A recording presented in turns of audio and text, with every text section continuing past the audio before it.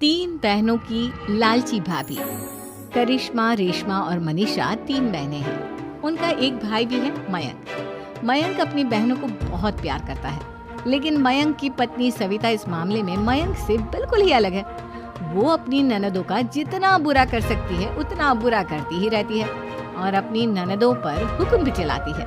करिश्मा, करिश्मा, तुमने अभी तक नाश्ता नहीं बनाया?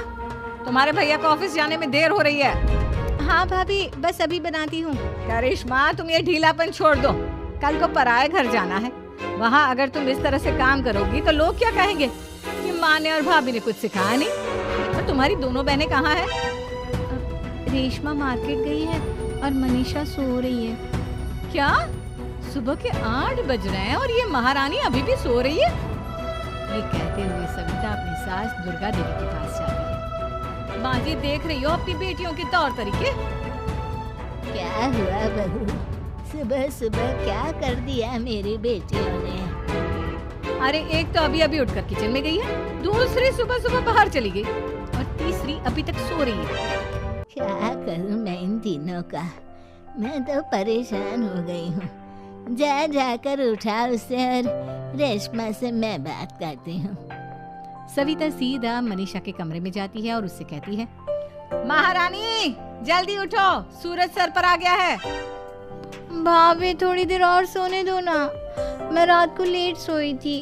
वो क्या ना, यूनिट टेस्ट चल रहे हैं। शराफत से उठती है या नहीं, या फिर पानी की भरी बाल्टी डालूं तेरे ऊपर? नहीं नहीं भाभी, मुझे बिस्तर में नहीं लाना, उठती हूँ मैं। मनीषा जल्दी से उठकर बाथरूम में चली जाती है। सभी आराम से बैठकर नाश्ता कर रहे होते कि तभी रेशमा बाजार से हाथ में सामान लिए आ जाती है।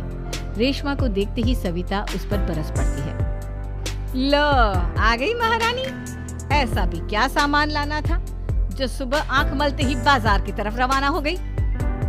भाभी, कल आप ही तो चीख रही थी कि घर का सारा सामान मुझे ही लाना पड़ता है, घर में किसी को भी किसी काम से कोई लेना देना नहीं है। अब मैं बाजार जाकर सामान ले आई तो आपको इस बात से भी तकलीफ हो रही है?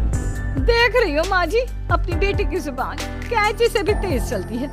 और मयंक, आप तो कुछ कहेंगे नहीं अपनी लाडली बहन को। रेशमा, अपनी भाभी से ऐसे बात नहीं करते। चलो माफी मांगो। भैया, मैं क्यों माफी मांगू? आप भाभी से बोलिए ना कि हम पर कम हुक्म चलाया करे। हम इस घर की बेटियां हैं और आपकी पत्नी की ननद है, नौकरानी नहीं। लो कर लो बात। इनकी भलाई के लिए कुछ भी बोलो तो इन्हें बुरा लग जाता है। इस घर में यही इज्जत है मेरी। देख लो माँ जी, आपकी बेटी किस लहजे में मुझसे बात कर रही है। सविता वहाँ से चली जाती है। मयंक को बहुत गुस्सा आता है, वो भी वहाँ से चला जाता है। फिर करिश्मा रेशमा को समझाती है, रेशमा, तुम्हें भाभी से माफी मांग लेनी चाहिए थी ना। लेकिन दीदी, मैंने कुछ किया ही नहीं, तो मैं माफी क्यों मांगू? हाँ करिश्मा दीदी, रेशमा दीदी जैसे ही घर में आई भाभी ही उन पर चिल्ला रही थी। हाँ, मैं मानती हूँ कि गलती भाभी की थी। मैं तो इसलिए बोल रही हूँ कि भाभी ने माँ को तो पूरी तरह अपने वश में कर लिया है। वो हमारी बात सुनती ही नहीं।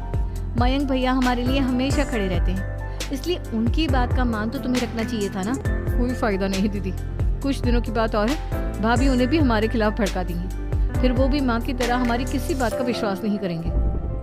इसी तरह सविता अपनी तीनों ननदों को किसी न किसी बात पर परेशान करती रहती थी। एक दिन मयंक अपनी तीनों बहनों के लिए गिफ्ट लाया।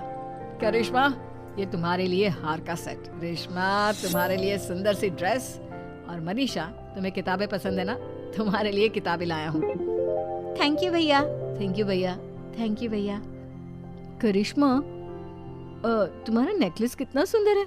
ये भैया कहाँ से ले आए होंगे? मैंने भैया को 3 दिन पहले फोन पर ये डिजाइन दिखाया था और आज भैया ये ले आए। सविता तो अपनी ननदों के गिफ्ट्स देखकर जल गई और करिश्मा का नेकलेस तो उसे भी बहुत पसंद आया था। अपनी बहनों के लिए कितना अच्छा नेकलेस लेकर आए हैं, मुझे कभी कोई गिफ्ट नहीं दिया।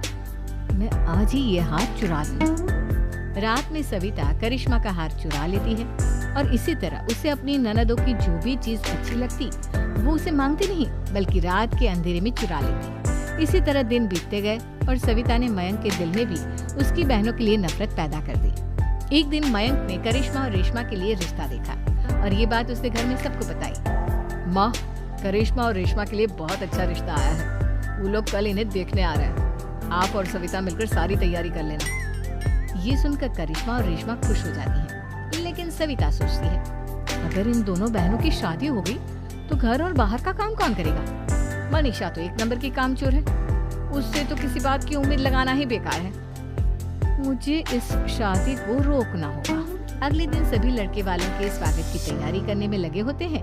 तभी मयंक अपनी बहनों से आकर कहता है, तैयार हो गई तुम दोनों?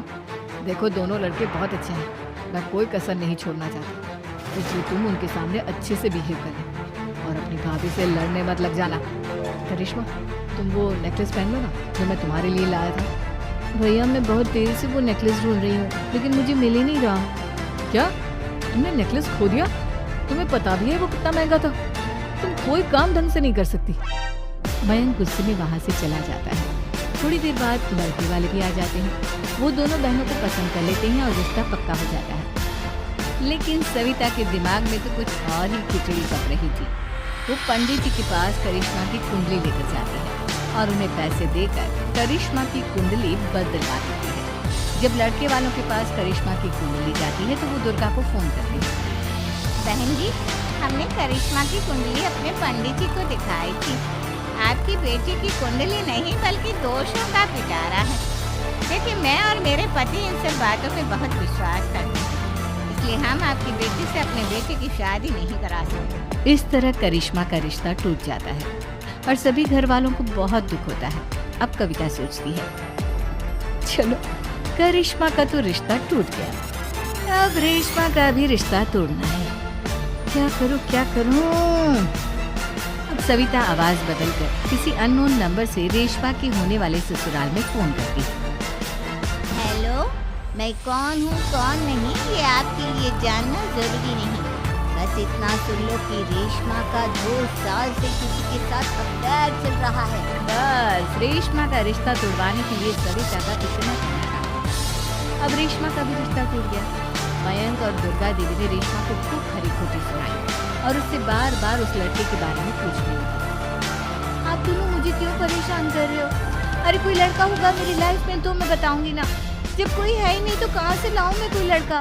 तो तेरे होने वाले ससुराल वालों को फोन किसने किया था? माँ मैं नहीं जानती किसने फोन किया था, मैं सच कह रही हूँ। मैं तो पहले ही कह रही थी इसकी लगाम खींच कर रखो, लेकिन मेरी सुनता ही कौन है। आप चुप रहिए भाभी, ये सब आपका ही किया धरा है। अब तीनों बहनों को विश्वास हो जाता है कि ये सब उनकी भाभी ही कर रही है। तीनों बहनें अपनी भाभी को सबक सिखाने के लिए एक वकील कर लेती है और घर में हिस्सा मांगना। देखो भैया, माँ बाप की जायदाद में जितना बेटों का हक होता है उतना ही बेटियों का, इसलिए इस घर के 4 हिस्से होंगे और हमें अपना हिस्सा चाहिए। मैंने तुम्हारे लिए क्या क्या नहीं किया और तुम इस घर में हिस्सा मांग रही हो? भैया, आप और माँ हम बहनों की कोई बात नहीं सुनते हो और भाभी हमारी शादी नहीं होने देगी, क्योंकि उन्हें लगता है कि आप हमारी शादी में ज्यादा पैसा लगाओगे और उन्हें हम जैसी फ्री की नौकरानी कहाँ मिलेगी। तो हम भाभी के साथ तो रह नहीं सकते, हम बहनों को अपना हिस्सा चाहिए। अरे तुम्हें शर्म आनी चाहिए अपने भाभी पर ऐसा इल्जाम लगाते हुए। वो तुम्हारे बारे में कितना सोचती है। हाँ माँ, भाभी हमारे बारे में बहुत सोचती है, दिन रात बस यही सोचती रहती है कि किस तरह से अपनी तीनों ननदों को परेशान करूं, और कभी मुझे पढ़ने भी नहीं देती। दोनों बहनों का रिश्ता भी तो इन्होंने ही तोड़वाया है और रात में हमारे कमरे में आकर हमारी चीजें भी चुराती हैं। इसी तरह सविता की तीनों ननदें अपनी बात पर अड़ी रही। अब कोर्ट में तारीख भी शुरू हो गई। जब सविता को लगा कि उसकी तीनों ननद इतनी आसानी से नहीं मानने वाली, तो उसने अपने पति और सास को सारी सच्चाई बता दी और अपनी तीनों ननद से माफी मांगी।